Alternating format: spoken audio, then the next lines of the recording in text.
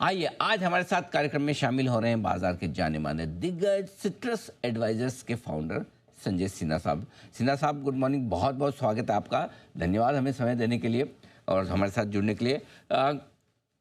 काफ़ी कुछ देश और दुनिया में बदलता हुआ दिख रहा है, कैसे देख रहे हैं आप इन हालात को? इनको देखते हुए बाजार के डायरेक्शन पर क्या है आपकी राय?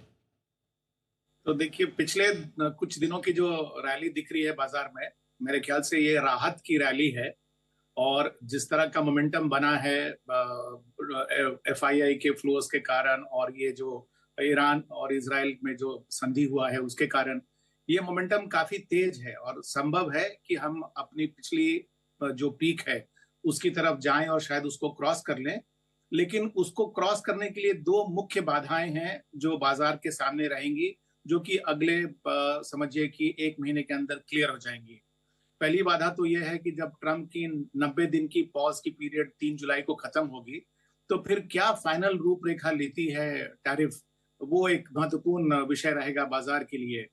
दूसरा मेरे ख्याल से उससे भी इम्पोर्टेंट विषय है, वो ये है कि FY25 की जो चौथी तिमाही की रिजल्ट्स आए उसने काफी हद तक दिखाया कि कॉरपोरेट सेक्टर में अब वाइब्रेंसी वापस आ रही है। इसलिए Q1 FY26 के रिजल्ट्स महत्वपूर्ण हो जाते हैं इस बात को कंफर्म करने के लिए कि क्या ये सिर्फ फोर्थ क्वार्टर का एक स्पाइक था या ये मोमेंटम बना रहेगा। तो मेरे ख्याल से जो जुलाई के मिडिल से Q1 के रिजल्ट्स आएंगे वो एक दूसरी बाधा है जो बाजार को क्रॉस करना है। और अगर हम ये दोनों बाधाएं सक्सेसफुली क्रॉस कर लेंगे तो प्रीवियस पीक को क्रॉस करना मेरे ख्याल से बाजार के लिए संभव हो सकता है। बिल्कुल। तो अगर कंपनियों की कमाई थोड़ी सी बेहतर हो जाए तो फिर कहने क्या, और फिर हम पुराने हाई 26,277 का वो भी पार कर सकते हैं।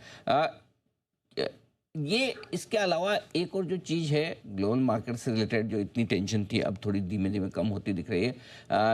कैसे आप देख रहे हैं, क्या इसके चलते फिर से एफआईएस की बढ़िया खरीदारी, फ्लोज भारतीय बाजार में आने की उम्मीद रखी जाए?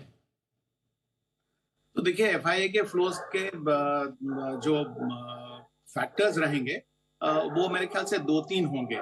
सबसे बड़ा फैक्टर रहेगा यूएस इकोनॉमी में इंटरेस्ट रेट्स का ट्रेजेक्टरी, क्योंकि अगर वहां पर इंटरेस्ट रेट्स अगर स्ट्रांग रहे तो फिर संभव नहीं है कि बहुत ज्यादा फ्लोज एफआईआई का आएगा। और दूसरा एक रीजन होता था जापान, जहां से एफआईआई के पैसे लो इंटरेस्ट रेट्स पर रेज किए जाते थे और भारत में आते थे, वहां भी इंटरेस्ट रेट्स का ट्रेजेक्टरी ऊपर गया है। सो मेरे ख्याल से ये एक मेजर फैक्टर रहेगा उनके फ्लोज को डिसाइड करने के लिए। दूसरा फैक्टर रहेगा हमारी करेंसी का मूवमेंट। पिछले कुछ महीनों में हम लोगों ने देखा कि जब भी हमारी करेंसी वीक होते गई तब एफआईआई के फ्लोज या तो न्यूट्रल हो गए या नेगेटिव हो गए, और जब भी हमारी करेंसी स्ट्रांग रही तो उनके फ्लोज स्ट्रांग रहे। तो ये एक दूसरा कारण रहेगा। एंड तीसरा मेरे ख्याल से ओवरऑल इमर्जिंग मार्केट्स के प्रति एफआईआई की क्या व्यू बनती है वो भी महत्वपूर्ण रहेगा, क्योंकि जैसे मैंने पहले कहा, ये जो टैरिफ है इसका इम्प्लीकेशन सिर्फ शॉर्ट टर्म के लिए नहीं है, वो मीडियम टर्म में अमेरिकन इकोनॉमी पर भी उसका असर पड़ेगा। तो इसलिए मुझे लगता है कि ये सारी बातें जो हैं इनको एक साथ सामने रखकर तभी हम कुछ निष्कर्ष पर पहुंच सकते हैं कि एफआईआई के फ्लोज किस तरह के होंगे। सर, वैसे तो भारतीय बाजारों में हमारे निवेशकों के फ्लोज मजबूत हैं, पैसा काफ़ी आ रहा है, लेकिन आजकल बड़ी ब्लॉक डील्स हो रही हैं, ऑफर फॉर सेल आ रहे हैं, प्रमोटर्स अपनी हिस्सेदारी बेच रहे हैं, आईपीओ की फिर से बाढ़ आने वाली है, आ भी रही है। ये सब कितना असर डाल सकते हैं बाजार के मूड माहौल पर? तो हमारे ख्याल से दूध का जला भी छाछ फूक फूक के पिएगा। पिछले कैलेंडर ईयर जो गया उसमें हम लोगों ने देखा कि बहुत बड़ी मात्रा में कंपनीज के प्रमोटर्स ने, प्राइवेट इक्विटी फंड्स ने बहुत बड़े बड़े ब्लॉक डील्स किए और उसका बाजार पर बिलेटेड रिएक्शन ये रहा कि बाजार ऊपर से भारी हो गया। मेरे ख्याल से जैसे बाजार में तेजी आई है, ये ट्रेंड दोबारा शुरू हो गया है। इस ट्रेंड को बरकरार रखने के लिए डोमेस्टिक सेंटिमेंट्स और डोमेस्टिक फ्लोज का स्ट्रांग होना बहुत जरूरी है। पिछले महीने जो नेट इक्विटी फ्लोज के नंबर आए उसको मैं एक एबरेशन मानता हूं, क्योंकि बहुत महीने के बाद, हमारे ख्याल से अप्रैल 2024 के बाद ये नंबर 20,000 करोड़ के नीचे गया था। तो अगर आगे के महीनों में ये नंबर अभी भी 20,000 करोड़ के नीचे रहता है तो शायद इस तरह के जो इक्विटी ऑफरिंग्स है उस पर उसके कारण बाजार भारी हो सकता है।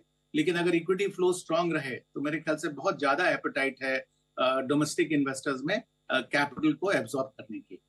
ओके, तो ये आपके लिए फ्लोस के लिहाज से बिल्कुल पैसा आता रहा बाजार में तो दिक्कत वाली बात है नहीं। सिन्हा साहब, बहुत बहुत धन्यवाद आपका, आपने समय दिया और विस्तार से बाजार के डायरेक्शन के बारे में हमारे दर्शकों से बातचीत की। Thank you so much sir, जल्द आपसे फिर मुलाकात होगी। आज के लिए बहुत बहुत धन्यवाद। आइए बढ़ते हम थोड़ा